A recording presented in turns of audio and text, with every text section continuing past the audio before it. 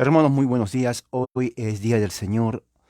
Es febrero 19 del 2023 y bueno, hoy día voy a hablar acerca de lo que está sucediendo, más pensamientos acerca de lo que es el avivamiento dentro del contexto de lo que está pasando aquí en los Estados Unidos de América. Muy importante. Obviamente, como sucedió desde el principio, sucede ahora y va a suceder siempre. Existen aquellos que prácticamente están de acuerdo con eso y aquellos que critican esto. Ahora, dentro de los que critican, están los que critican por cinismo, pero están los que critican porque realmente es difícil saber si este movimiento o lo que sucede es de Dios o no. Obviamente, y yo entiendo eso, porque se tiende a confundir. La línea es tan fina porque no somos Dios, no tenemos la capacidad de ver espiritualmente el corazón de la gente, no podemos juzgar si tal persona es o no es verdadero, no podemos porque no tenemos la capacidad. Pero sin embargo existe diríamos, la cautela, diríamos así, la precaución de poder decir si eso no es cuando posiblemente sea o no sea. Pero lo que voy a hablar ahora va a ser más acerca del aspecto histórico, porque si no se conoce el aspecto histórico, no se va a conocer lo que se está mirando. ¿Me entiende? Y tengo que enfatizar porque cuando no se conoce, se comete el error en am, tratar de evaluar algo sin conocer el contexto donde esto sucede. Entonces, es muy importante evaluar con inteligencia. Antes de esto voy a hacer una oración, quiero que se unan conmigo para orar. Padre, gracias en esta mañana, que es tu día.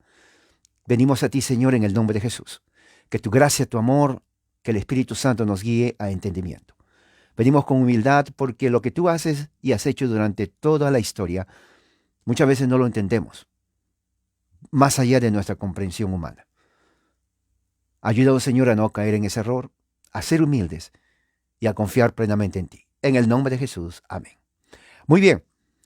Ah, Algo que muchos no saben es que cuando se funda los Estados Unidos de América, 1776 políticamente, pero ya viene en el año 1000, en el siglo XVII con los puritanos de Inglaterra huyendo de la persecución, pero también vienen los presbiterianos de Escocia y de Irlanda buscando libertad. Entonces, presbiterianos, puritanos se unen para formar esta nación. La base religiosa, la base política, la cultura de esta nación. Esta cultura es presbiteriana puritana, así es.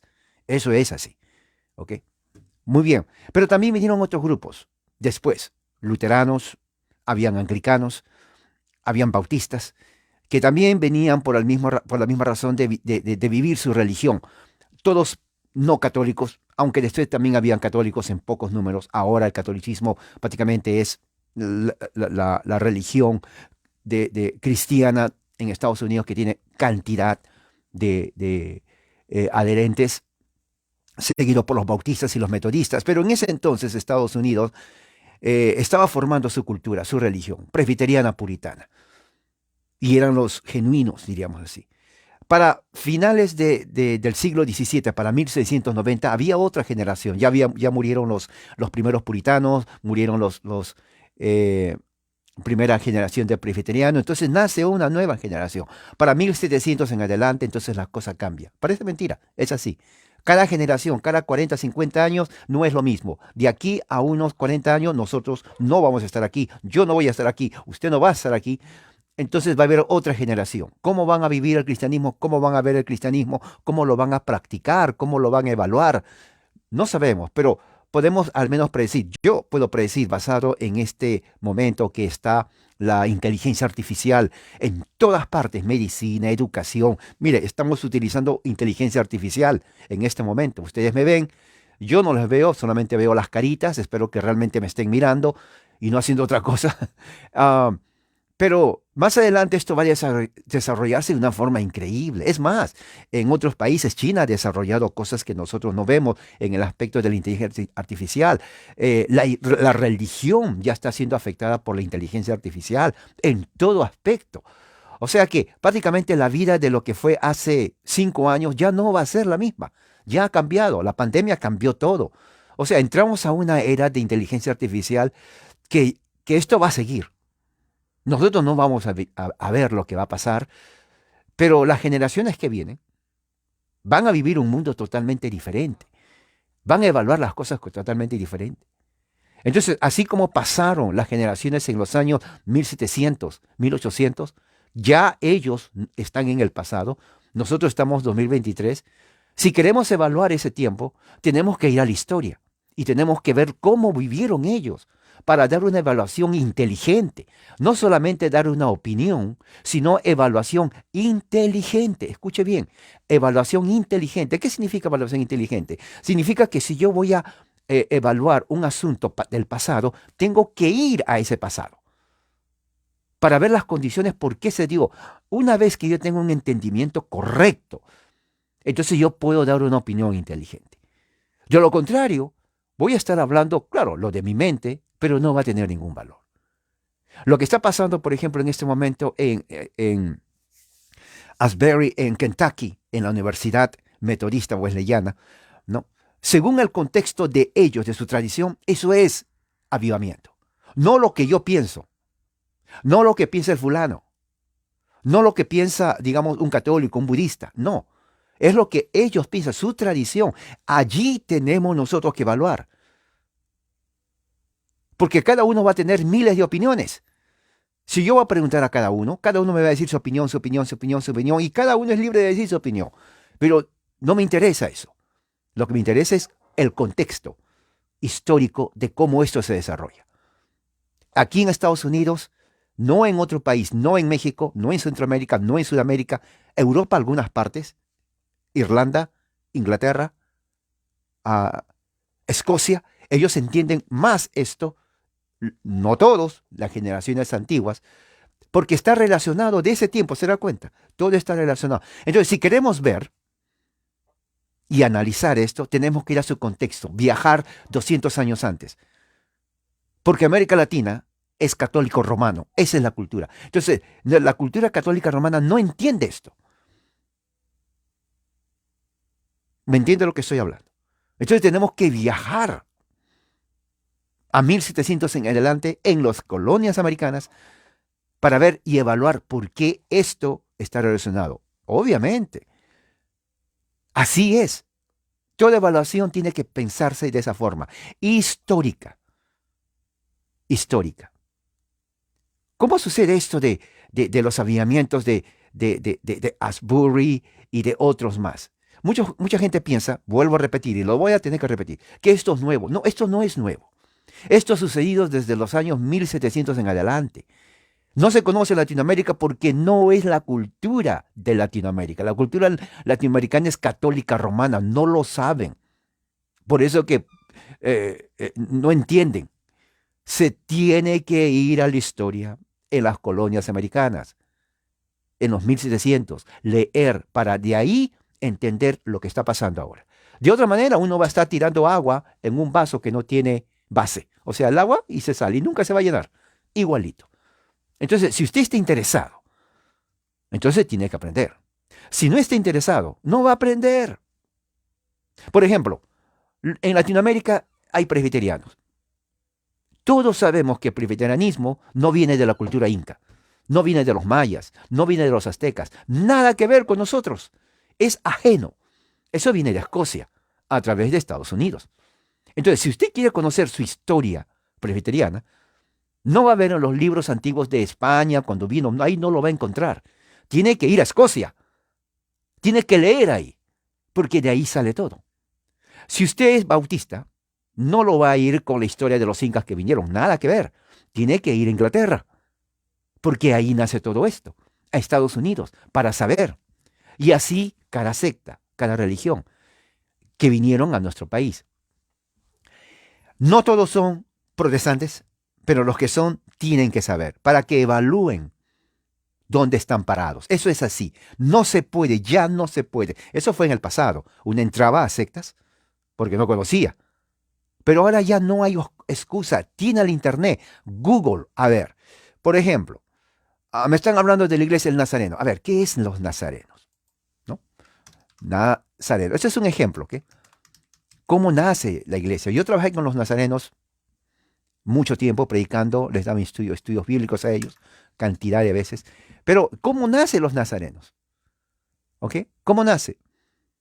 Y aquí dice, la iglesia nazareno es una congregación que nace en los Estados Unidos de América en el siglo XVIII, siglo XIX. ¿Se dan cuenta? Pero ¿cuántos saben eso? No, la mayoría no sabe. Es más, muchos no saben que existe una iglesia nazarena, pero sí existe, está en toda Latinoamérica. Yo he trabajado con ellos. Pero ¿de dónde viene? De Estados Unidos. ¿Qué siglo? XIX. El mismo siglo que aparecen todas estas cosas. ¿Se dan cuenta? Entonces, yo sabiendo, los nazarenos nacen en Estados Unidos, siglo XIX, es justamente de herencia de la santidad de los metodistas, de John Wesley. Entonces ya sé cuál es su doctrina. ¿Se dan cuenta? Entonces yo ya sé, una vez que sé eso, puedo decir, ¿vas a entrar o no vas a entrar? No, pues yo no me interesa esa doctrina. Quiero otra doctrina más calmada. Entonces ponte a los episcopales. Porque los episcopales no saltan, no gritan, no dicen amén. Son súper, extra, hiper solemnes. No hay que hacer ruido cuando uno entra allá. Calladitos, tranquilos, piadosos, con mucho respeto. Si te gusta ese ambiente, hazte episcopal. Pero si te gusta, no, a mí no me gusta eso. A mí me gusta saltar, gritar, llorar, cantar, moverme, hacer las manos. Vete a una iglesia pentecostal carismática, porque ahí es perfecto para ti. Ahí vas a hacer de todo. ¿Se dan cuenta? De acuerdo a lo que entonces uno ya sabe el origen. Es igual con esto de los avivamientos. Tenemos que ir de dónde sale. La pregunta que usted tiene que hacerse siempre, y esto es hasta en política tiene que saber eso. ¿Cómo se origina? ¿Cuál es el contexto? Una vez sabiendo eso, entonces usted, con inteligencia, ya puede evaluar mejor la situación que está pasando. De lo contrario, va a estar perdido, va a estar perdida. ¿Cómo empieza esto? Aquí tengo un artículo muy interesante, y esto es verídico. ¿Ok? Dice así, a la entrada del siglo XVIII, 1700, comienza a haber en Europa, ¿no?, una explosión científica y filosófica. Escuche bien cada palabra. Voy a hablar pausado porque esto le ayuda a entender lo que está pasando en Asbury. ¿Ok? Porque usted va a escuchar diferentes voces, pero muchas de esas voces no es correcta, porque lo evalúan desde su punto de vista. Y no es así. Yo no tengo que evaluarlo de lo que yo pienso, tengo que evaluarlo de su contexto histórico. Es la única forma de entenderlo. El resto es irrelevante. Lo que yo pienso es irrelevante. Entonces dice, dentro de Europa, el siglo XVIII, ¿no?, comienza una explosión de ideas filosóficas y científicas que vienen a las colonias americanas. Entonces, ¿qué es lo que sucede? Lo que sucede es que al venir aquí a las colonias americanas, en esa generación, porque ya las primeras dos generaciones murieron, que empezaron en 1609, estamos hablando 100 años después, 1700, entonces comienzan ellos a ver una religión diferente al puritanismo, a la de sus padres. 1700 las colonias americanas, que estaban llenos de presbiterianos, cuáqueros, puritanos, metodistas, bautistas, la mayoría de ellos, ¿no? Entonces comienza a haber otra corriente filosófica llamado el deísmo. Deísmo es una corriente filosófica, religiosa, una de las dos, en donde no son ateos, pero consideran a Dios de un punto de vista filosófico. O sea, no lo ven del punto de vista religioso, bíblico, escritural, sino más bien filosófico. El deísmo comienza a tener mucho avance en las colonias americanas. Lo hizo en Europa, ¿ok? Entonces es una forma de decir, yo creo en Dios, pero Dios está lejos de mí. Yo creo en Dios, pero yo vivo como yo quiero, como yo quiero vivir. Un tipo, digamos, de humanismo liberal, pero todavía creen en Dios. Entonces, ¿qué es lo que pasaba? En la gente ordinaria, para 1720, para 1730, las colonias americanas de ese tiempo entonces comenzaron a bajar su ímpetu, fervor religioso. Para ellos la religión eran creyentes, pero lo veían normal. Ya no era como en el tiempo de los puritanos 100 años antes. Ya para 1700 Las colonias americanas comenzaron a crecer, se estaba industrializando, se estaba haciendo más urbano, ¿no? Entonces ya las nuevas generaciones, como sucede siempre en toda la historia de la humanidad, ya veían la religión diferente. Entonces eso causó cierta preocupación. Mire, estamos hablando de 1700 y ya causaba preocupación que la gente estaba siendo enfriada, ¿no?, en su relación con Dios. O sea, eso de que la frialdad no es nuevo. Eso ya empezaba en ese tiempo. Estamos hablando de 1700. ¿Por qué? Por la filosofía deísta que estaba en las colonias. Entonces, ¿qué es lo que sucedía? Los ministros comenzaron ellos a preocuparse y querían combatir lo que ellos llamaban, ¿no?, el pecado, el enfriamiento causado por la era de la Ilustración. Había muchos filósofos, especialmente de Francia, filósofos ingleses, que su filosofía era fuerte. Ellos ponen justamente la base filosófica de la filosofía política económica de lo que viene 10 años después aquí en las Américas para que da lugar a la independencia de toda Latinoamérica, de México, de Centroamérica y de Sudamérica.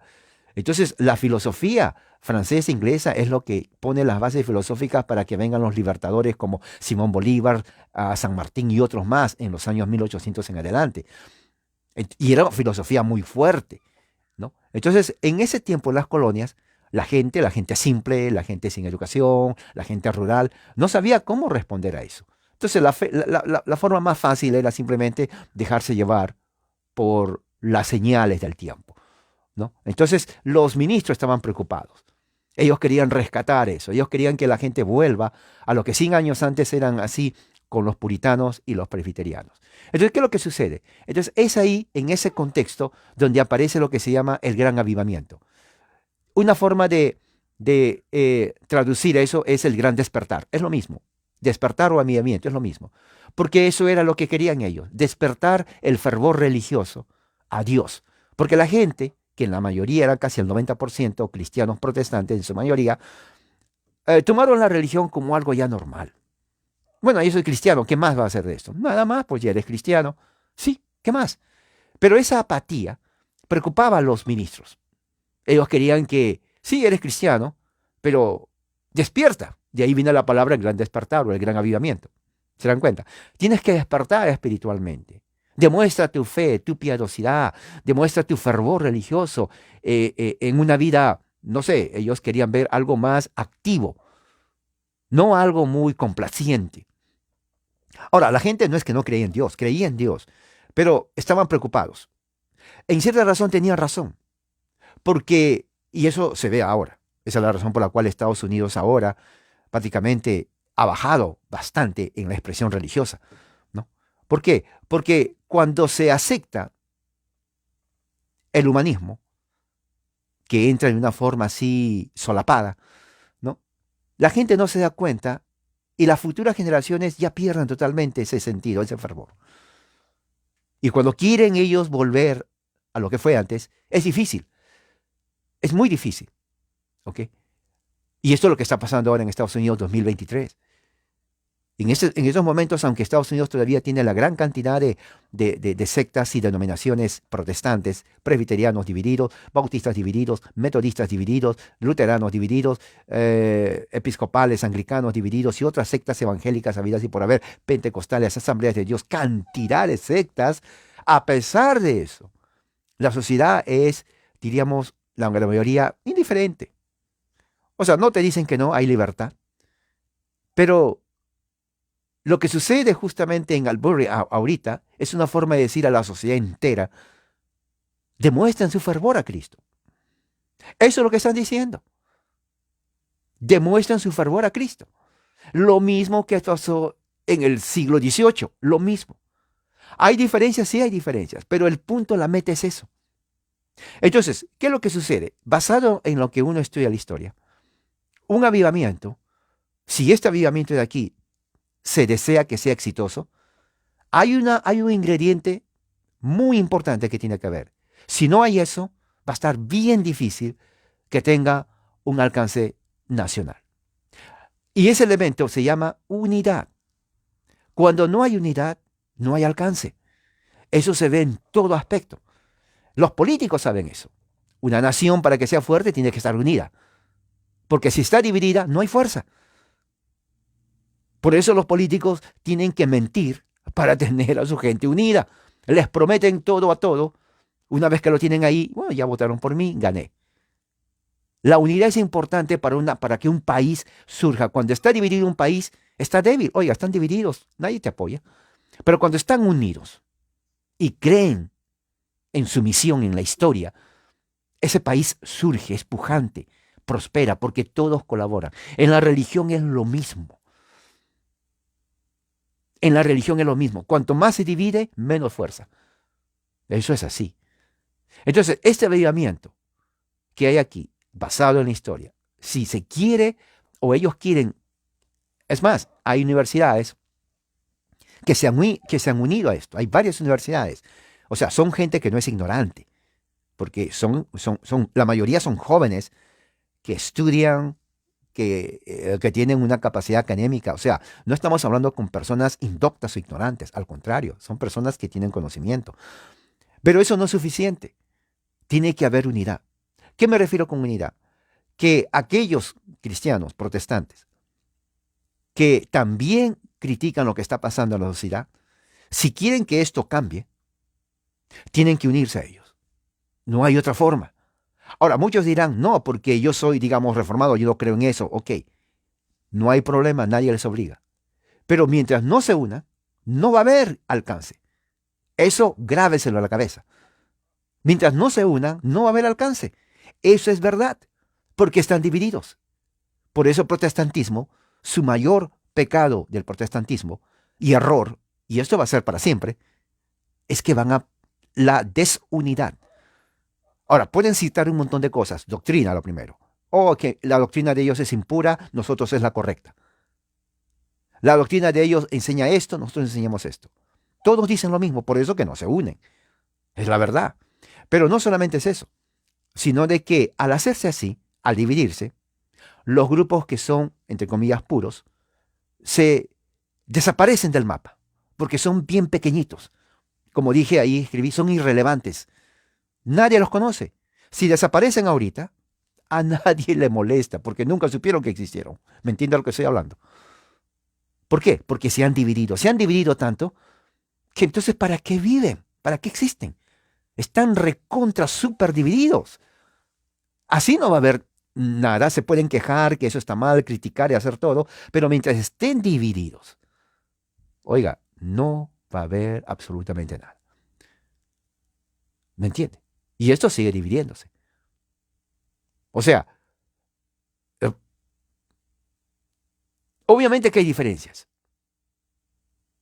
Y las diferencias va a seguir. Pero la realidad es, si no hay unidad, esto va a quedar ahí nomás donde está. Va a afectar solamente a aquellos que están unidos entre ellos. Pero hay otra cosa positiva en esto. Depende de cómo lo mire usted también. Que ellos van a tener más relevancia que sus críticos. ¿Me entiende lo que digo? Que estos grupos van a tener más relevancia que sus críticos. ¿Por qué va a tener más relevancia? Porque están haciendo un impacto. Los demás no. Los demás están en el anonimato. ¿Entiende lo que estoy hablando? Los demás están en el anonimato, critican, pueden hacer, pero son irrelevantes porque nadie los escucha a ellos. A este grupo sí los escuchan. ¿Se dan cuenta? Entonces, se imagina que estén unidos la gran mayoría, va a ser el impacto mucho mejor. Porque eso es lo que necesita en este momento los Estados Unidos. Porque hay mucho humanismo, porque hay mucho secularismo. La agenda LGBT está rampante en todas las religiones. Presbiterianismo cayó en el LGBT. Metodismo cayó en el LGBT. Luteranismo cayó en el LGBT. Anglicanismo cayó en el... Todos cayeron. O sea, es más, la mayoría de todas las iglesias, prácticamente todas las denominaciones, incluyendo las católicas, hay personas que son gays y lesbianas. Existe. O sea, no existe una denominación en donde diga, ¿saben qué? Aquí no hay gays ni tampoco lesbianas. Eso es falso. Sí existen. En unas más que son más, digamos, abiertos y en otros tal vez menos y son escondidos, pero existe. O sea, no hay nadie que pueda decir, mire, nuestra denominación es súper santa, que aquí no existe esa gente. Es falso. Eso es totalmente falso. ¿Ok? Eso quiero que se entienda.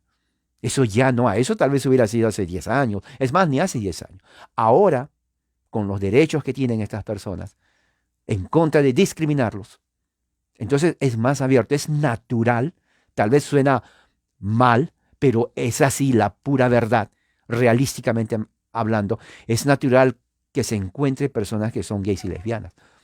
Ahora, para los más conservadores esto es, oh, pero qué maldición y pecado. Sí, pero es la realidad. Esto no es nuevo. ¿Por qué digo esto? Porque algunos dicen, bueno, pero esas reuniones están llevadas a cabo por gays y lesbianas. Vuelvo a repetir, todas las nominaciones tienen personas gays y lesbianas y trans.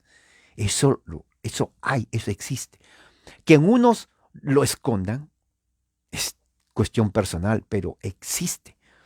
Y a medida que esto va cambiando, a medida que hay nuevas generaciones, esto se va a expandir más. ¿Me entiende? Y eso quiero que se quede establecido. Es, nos guste o no nos guste. Así es. Los ministros, especialmente los conservadores, no pueden discriminar. Uno, por el aspecto legal. No, ningún pastor quiere estar preso por 10 años por decir a un miembro del gay y lesbiana que no puede entrar. Le va a llevar a corte. Y va a pasar ahí el resto de sus años, no sé, 5, 10, 15, 20 años, aparte que va a tener que pagar millones de dólares, prácticamente la iglesia se va a ir en bancarrota. ¿Me entiende? O sea, no es fácil. Esto es realidad. ¿Ok? Porque yo lo veo todos los días. Esto es así en la sociedad norteamericana. ¿Ok? Pero hay otro aspecto, el aspecto ético. ¿Ok? Así que eso no es argumento. Si se va a evaluar si es legítimo o no, tiene que ser bajo otros factores. Para el protestante conservador, no para el liberal, porque el liberal no le importa. Pero para el protestante conservador va a ser la escritura. Pero aún así, hay que tener mucho cuidado también. Hay que tener mucho cuidado. Uno no puede estar de acuerdo por lo que pasa, pero no implica de que porque uno no está de acuerdo va a decir que no es. ¿Me entiende? O sea, hay muchos aspectos que tomar en cuenta. ¿Qué es lo que pasa? Entonces, en el siglo XVIII, ya el puritanismo ya no existía. El puritanismo se acaba en 1690, duró 100 años, nada más. Las nuevas generaciones ya no eran puritanas. O sea, todavía había ese espíritu, todavía la religión, pero ya no vivían así. Para 1700 en adelante, una nueva generación. Entonces, comienzan ahí muchos ministros a decir, tenemos que traer un avivamiento, despertar eso en la gente, que la gente busque a Dios. Entre todos esos hay una persona, casi no lo conocen la mayoría, pero es la persona que empieza el fuego, diríamos así, de poner en el corazón de los ministros en Estados Unidos, en las colonias, de un despertar religioso en la gente, para que despierten de su letargo espiritual, que dejen de ser cínicos, que dejen de ser personas apáticas a la religión. Tienen que despertar. Su nombre es Teodoro Jacobus Frelinghuysen. Muchos no lo conocen quién es, pero él es el que justamente hace todo esto, ¿no? Él fue un ministro reformado de Holanda, teólogo, ¿no? Que vino a los Estados Unidos, ¿no? Él viene aquí más o menos en el año 1715, al principio, aquí en las colonias americanas, y se graduó de la universidad allá en Holanda, ¿no? Fue ministro reformado, calvinista, ¿no? Y conocía prácticamente todo lo que tiene que ver eh, el catecismo de Heidelberg, lo estudió muy bien, conocía todo lo que tiene que ver con la reforma continental calvinista. Él viene aquí a los Estados Unidos. Era unos pocos de los holandeses que vienen, porque la mayoría era inglés, la mayoría era escocés, irlandés. Entonces, ¿qué es lo que sucede? Él comienza a ver de que se necesita, ¿no? Ah, que las colonias americanas conozcan los catecismos. Por ejemplo, la enciclopedia religiosa de Nueva Jersey dice aquí que él era leal, él estudiaba profundamente el catecismo de Heidelberg, ¿no? Él enfatizaba mucho la santidad, porque él aprendió la santidad en Europa, la santidad europea, lo que se llama pietismo. Pietismo en realidad no es malo. Lo que es malo es cuando muchos pietistas después de él comienzan a ver de que después de eso ya no hay más, o sea, no se involucran en la vida cotidiana. Para él el pietismo era prácticamente lo que John Wesley lo entendió. Entera santificación. No pecar, ni en palabra, ni en mente, ni en obra. Era algo que había un conflicto con los calvinistas, porque los calvinistas decían, sí, estoy de acuerdo que no hay que pecar, pero vamos a pecar, porque nadie es perfecto. John Wesley decía, incorrecto. Se puede llegar al punto de no pecar. Y ahí fue, y hasta ahora hay eso. Hay gente que cree en esta reunión de Asbury, en esta reunión que son metodistas, la gran mayoría cree eso, que uno puede llegar a un estado de no pecar, literalmente, o sea, santo, totalmente santo, lo cual contradice la teología reformada, que dice que la depravación del hombre, por más creyente que sea, siempre va a estar pecando. Entonces, eso causa que no haya una comunión, ¿me entiende? Entre arminianos, metodistas, wesleyanos y calvinistas. Eso ya existía ahí. Pero a diferencia de Wesley, este personaje, este teólogo, no creía ese tipo de pietismo.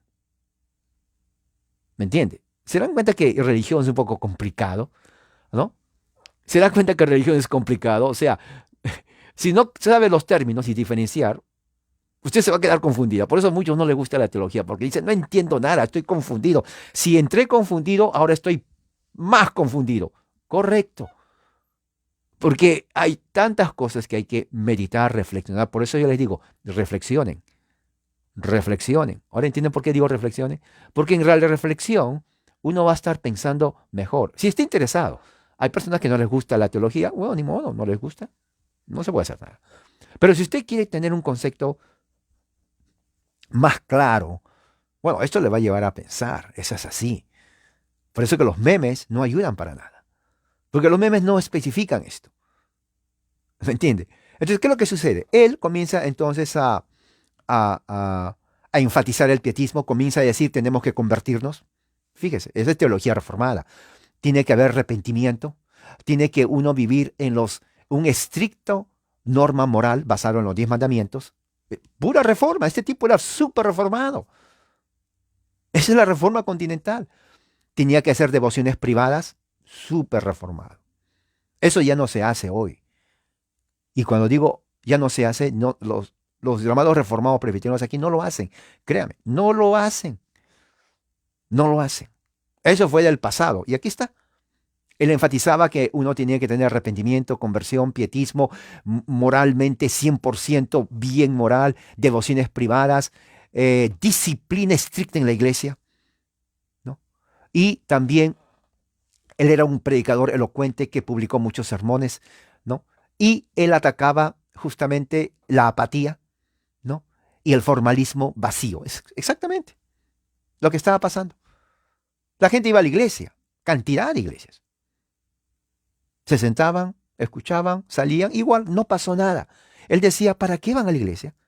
Si entran y salen igual.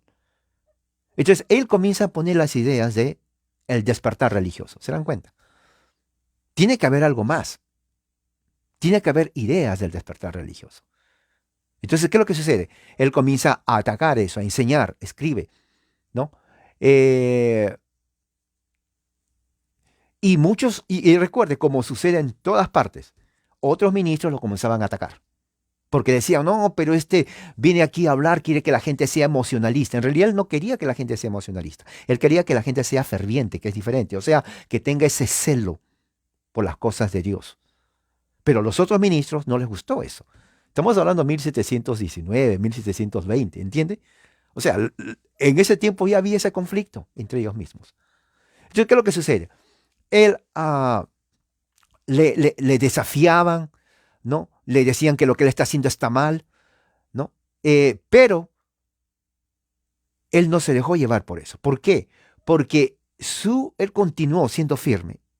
Y esa es la razón por la cual, como otros veían de que sí tenía razón, él pone las semillas justamente para que otros, como Jonathan Edwards, como Gilbert Tennent, ¿no? Presbiteriano con toda su familia, 4 hermanos presbiterianos ministros, su papá también, William, los que fundan el Colegio de la Cabaña, el primer seminario presbiteriano en los Estados Unidos que se convierte en la Universidad de Princeton en New Jersey. Él pone la semilla en ellos y dijeron, él tiene razón. Lo que él está predicando tiene razón y nosotros lo vamos a llevar a cabo. Entonces ahí es donde Gilbert Tennent y Jonathan Edwards, que se conocían, comienzan a decir, sí, tiene razón, hay apatía en las iglesias, la gente no está unida, la gente vive una vida así formal, vacía, muerta. Y mira, eso ya se estaba hablando en ese tiempo, ¿eh? ¿Se dan cuenta cómo el contexto comienza a nosotros a entender lo que está pasando?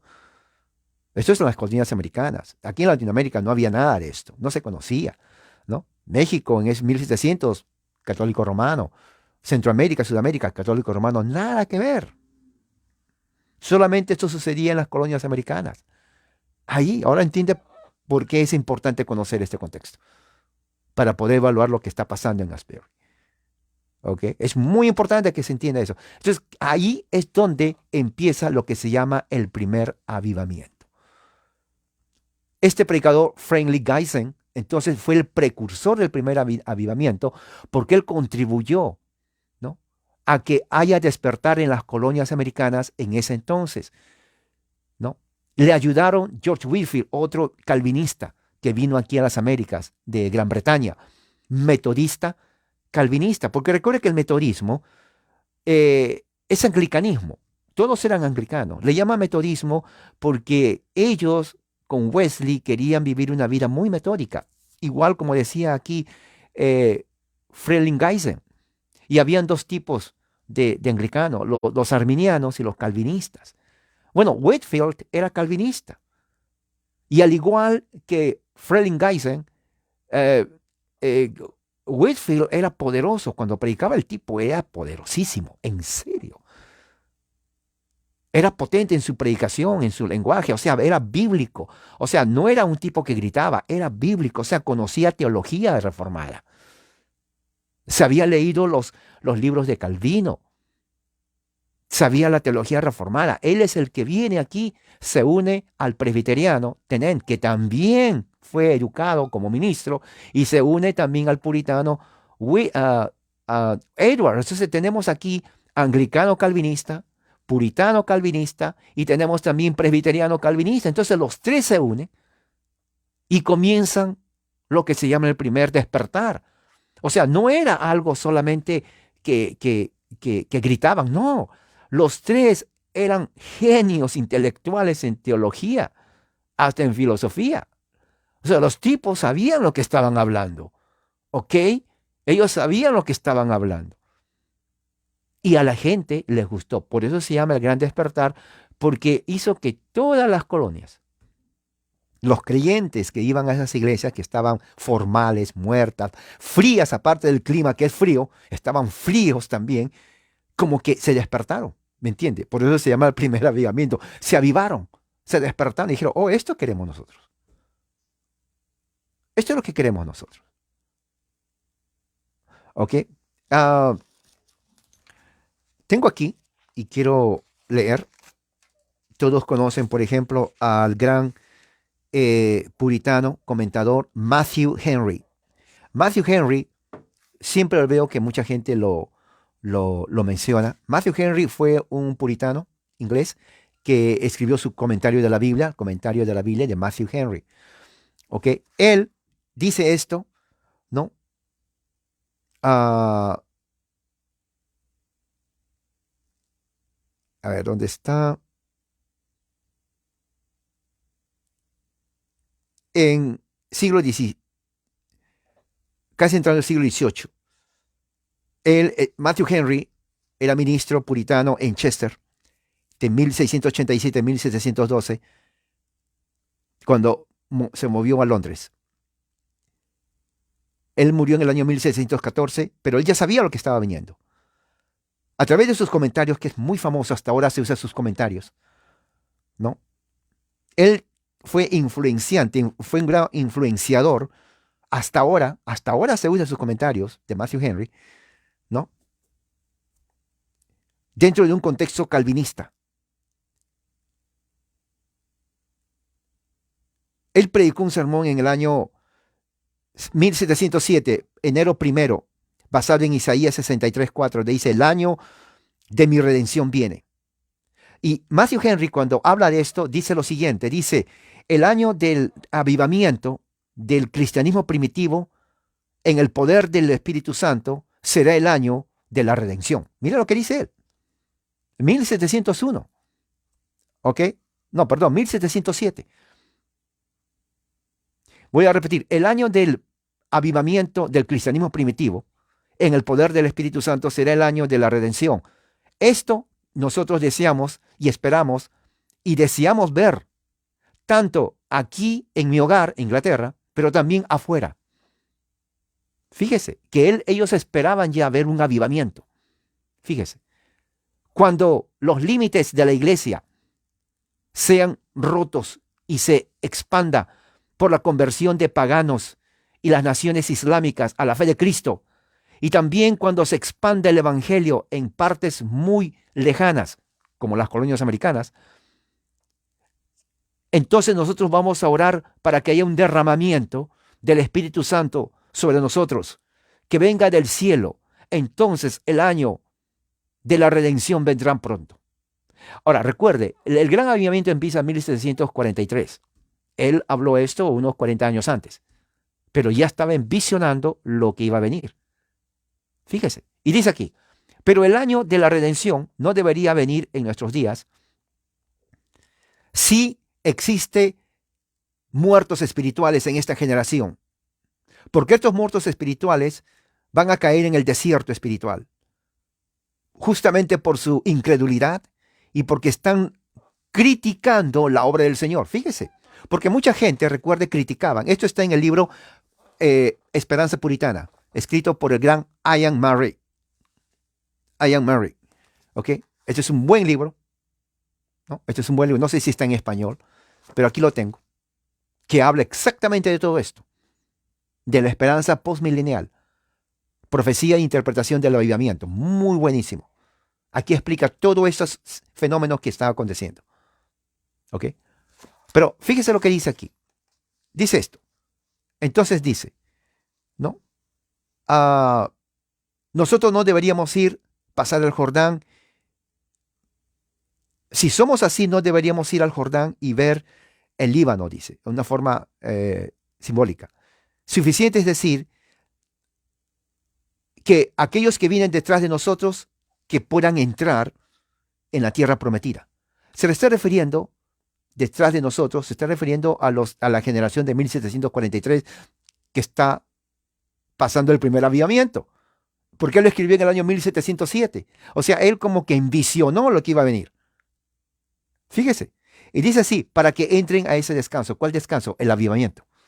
¿Se dan cuenta?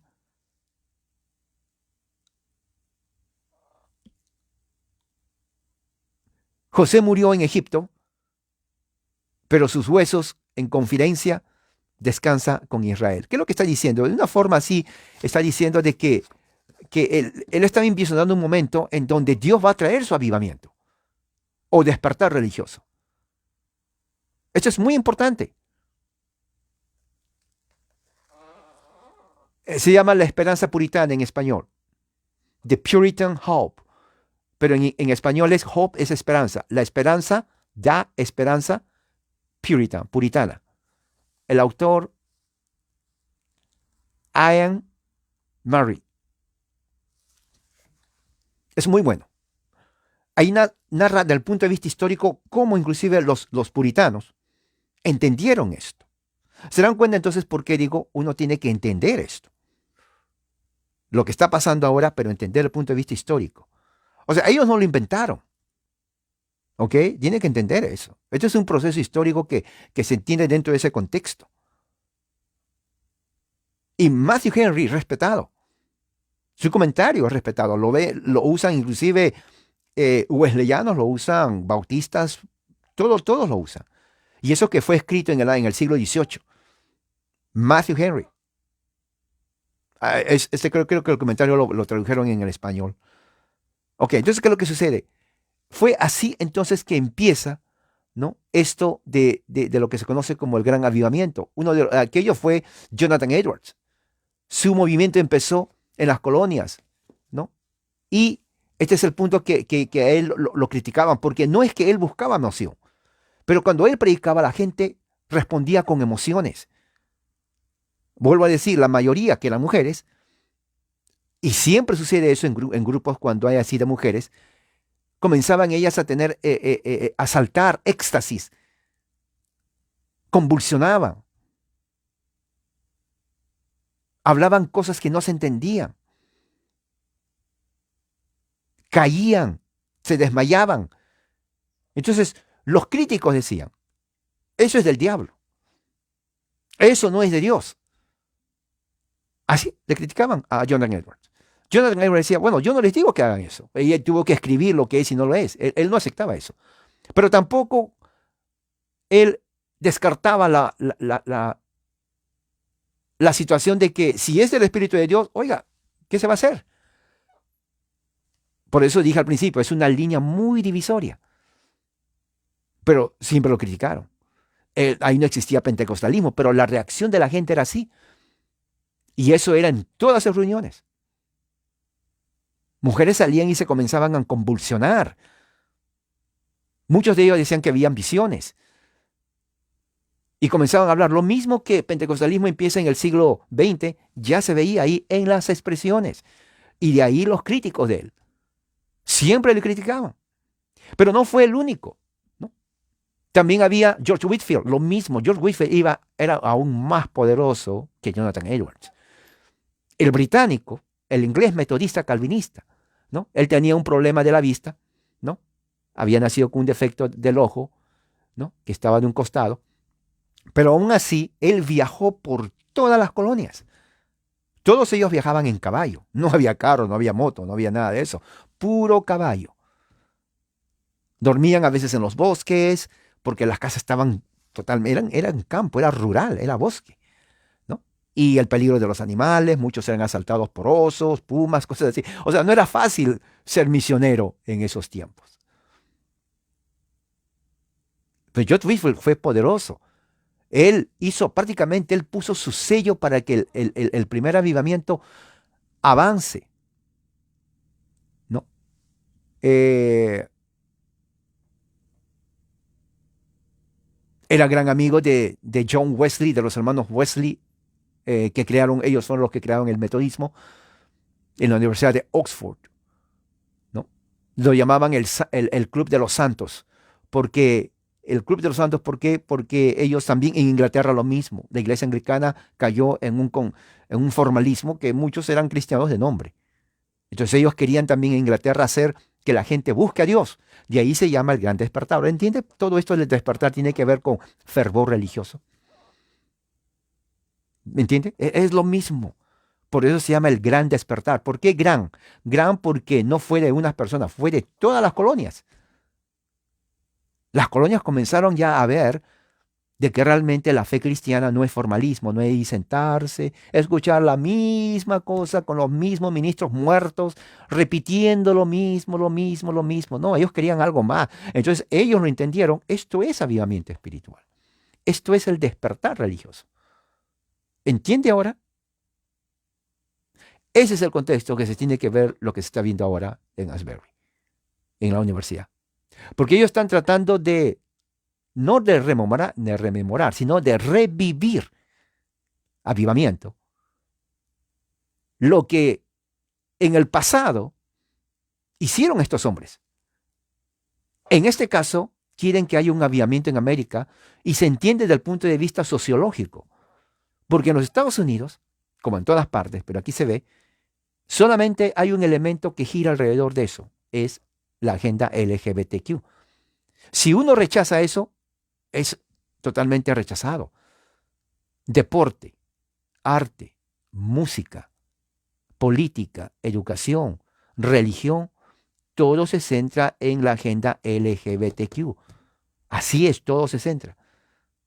Si se rechaza, usted cae el riesgo de ser rechazado y ser irrelevante y prácticamente no tiene oportunidad, se le cierran las puertas.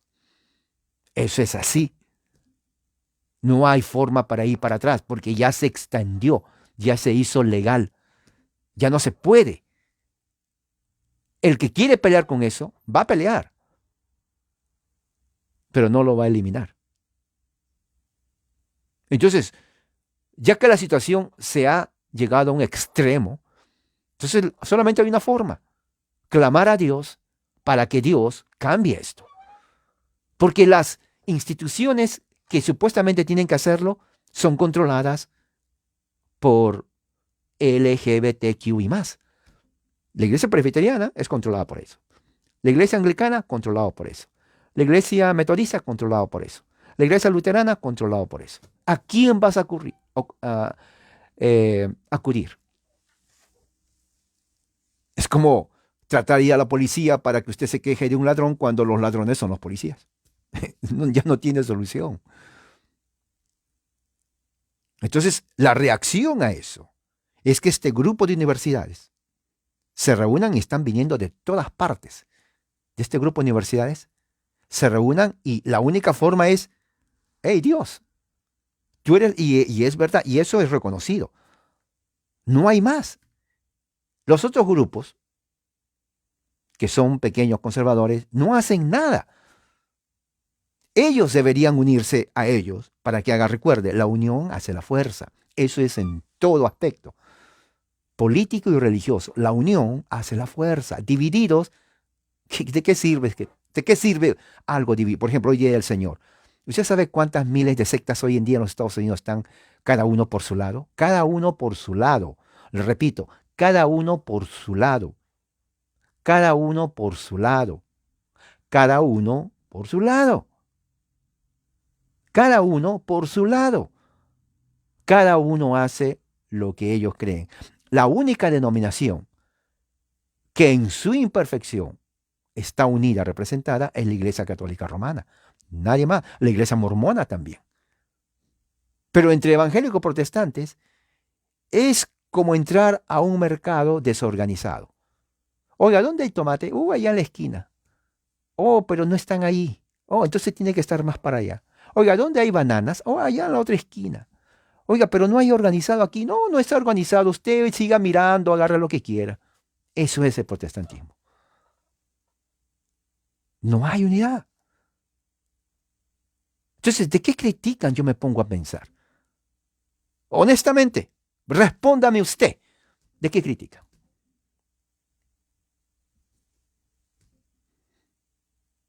Alguien tiene que hacer algo. Bueno, ellos lo están haciendo a su forma.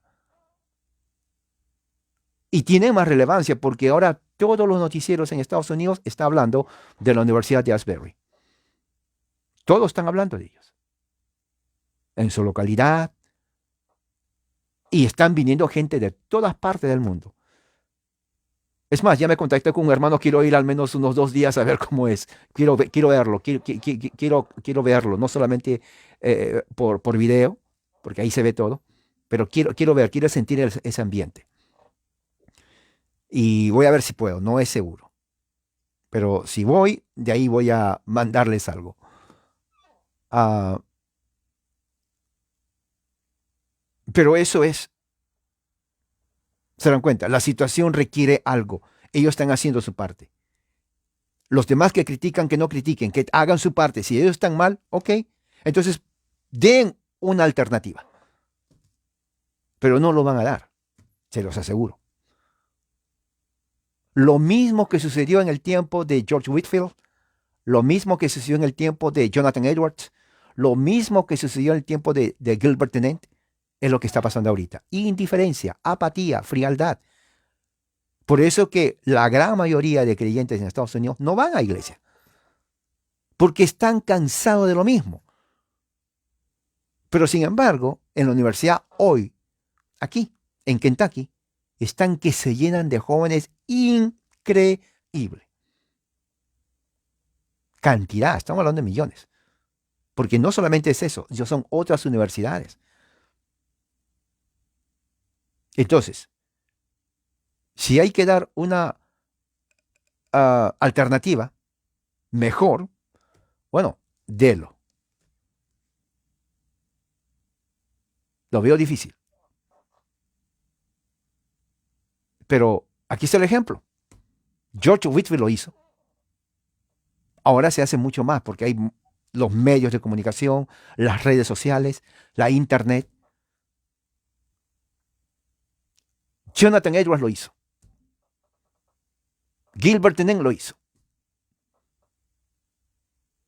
Si ellos pudieron hacerlo en situaciones totalmente rústicas, duras, ahora ya no hay excusa. Pero no lo va a hacer porque el protestantismo está dividido. No se quieren unos a otros. Esa es la puritita verdad. No se dan la mano, se desprecian. Esa es la verdad. El otro grupo tal vez no tenga teología o teología diferente, pero están haciendo algo. Y lo están haciendo y se está sintiendo.